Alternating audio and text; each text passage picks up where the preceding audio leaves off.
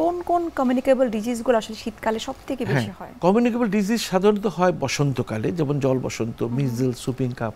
শীতকালে যেগুলি হয় সে হচ্ছে সর্দি, কাশি, গলার মধ্যে ফ্যারিনজাইটিস হচ্ছে, ল্যারিনজাইটিস হচ্ছে, এগুলো সাইনোসাইটিস হচ্ছে, এগুলো হচ্ছে ছোঁয়াচে রোগ।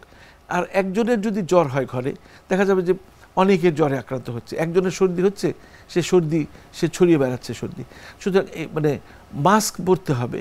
বের হবেন, একটা মাস্ক আপনি পরে বেরোলেন, আপনার কী হবে, নাকটাও রক্ষা পাবে, বায়ু দূষণ থেকে রক্ষা পাচ্ছেন, ঠান্ডাটাও শীতকালে লাগছে না। আপনি ভালো চাদর পরতে। আরেকটা জিনিস হচ্ছে যে যেটা খুব ইম্পর্টেন্ট শীতকালে, যে গত বছরের বাক্সবন্দি কাপড় চোপড় যেগুলো রেশমি পশমি কাপড় রাখা হয়েছিল, সেগুলো লন্ড্রিতে না দিয়ে বা গরম পানিতে ধুয়ে রৌদ্রে না শুকিয়ে সরাসরি সেগুলো পরে ফেলা হলো। তো সারা বছর ধরে মাইট নামক ছোট ছোট কীট, সূক্ষ্ম কীট যেটা খালি চোখে দেখা যায় না, সেগুলো ফুসফুসে মানে শ্বাসনালীতে সরাসরি শ্বাসনালীতে ঢুকছে এবং অতি সংবেদনশীলতা সৃষ্টি করে শ্বাসকষ্ট বাড়িয়ে দিচ্ছে, অ্যাজমা বাড়িয়ে দিচ্ছে।